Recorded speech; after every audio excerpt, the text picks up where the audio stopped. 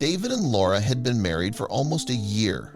They lived in a quiet neighborhood in Madrid with their Siberian Husky, Leo.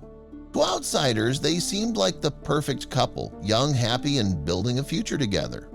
They had their routines, their small traditions, and the kind of quiet life most people dreamed of. But slowly, something changed. At first, it was subtle. Laura became a little more distant, quieter than usual. She stopped engaging in long conversations with David, answering in short, vague responses.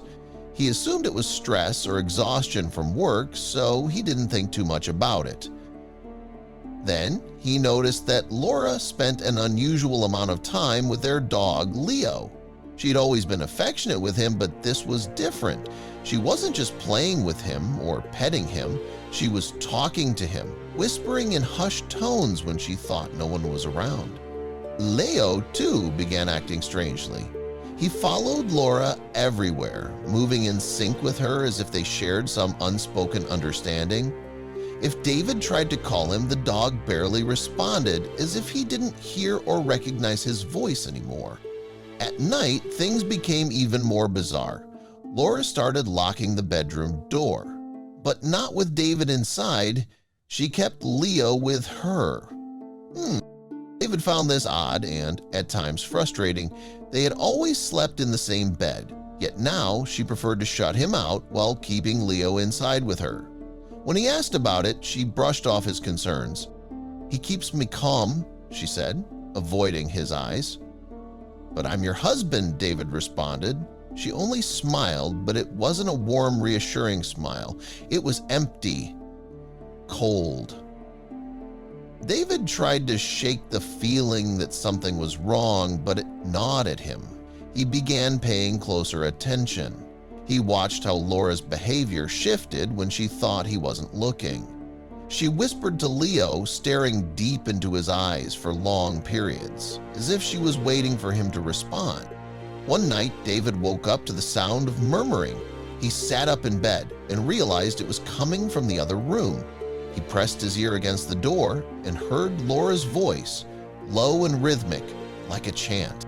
And then he heard something else.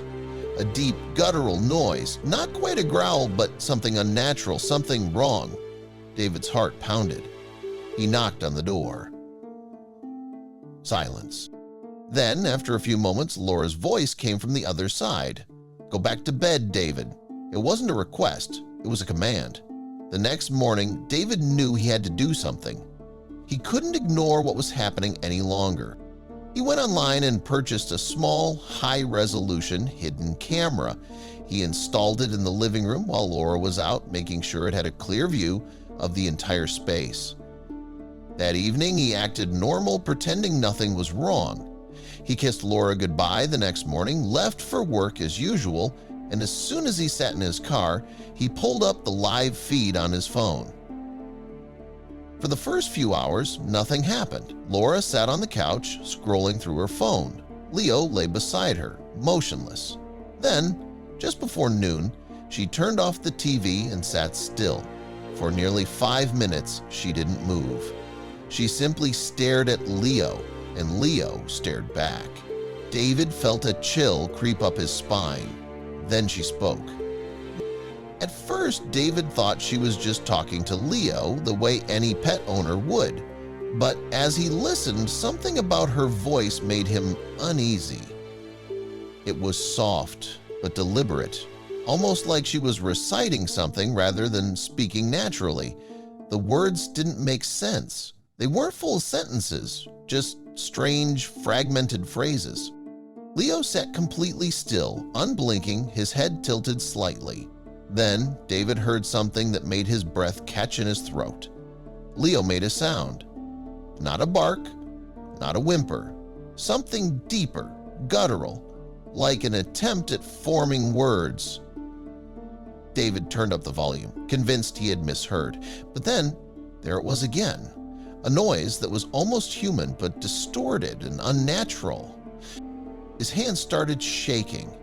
Then Laura laughed. A slow, unsettling laugh that didn't sound like her.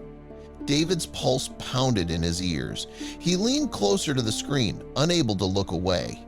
Then something happened that made his stomach drop. Leo, still staring into Laura's eyes, tilted his head and spoke. One single word. David's body locked up. He felt like he was going to be sick. His mind rejected what he had just heard, searching for an explanation. Maybe it was an audio glitch, trick of his ears, some kind of distorted background noise. But then Laura turned her head directly toward the camera. Her expression was blank, but her eyes weren't empty. She reached out, placed a hand on Leo's head, and whispered, "He's watching us, Leo." David's blood ran cold. But he was watching from his car. There was no way she could have known. His instincts took over. He grabbed his phone and called the police. When authorities arrived at the house, they found it completely empty. There were no signs of struggle, no forced entry, no blood, no Laura. Everything was in its place, except for one thing. The hidden camera was gone. Instead, on the coffee table, a single piece of paper was left behind. David picked it up, his hands trembling. There was a message written in Laura's handwriting. "You shouldn't have watched." To this day, Laura and Leo have never been found. No traces, no explanations. Authorities searched for months, but the case eventually went cold. David moved out of the house, unable to stay there any longer. He deleted the video, but he can still hear the whispers in his dreams. And sometimes, in the middle of the night, when he's alone in his new apartment, he swears he hears a voice. Deep, distorted, almost human, calling his name. What do you think really happened? Was this a psychological breakdown, something supernatural, or something far worse? Let us know your thoughts in the comments. And if you love real-life mysteries and chilling stories, don't forget to like, share, and subscribe, because sometimes the truth is too terrifying to understand.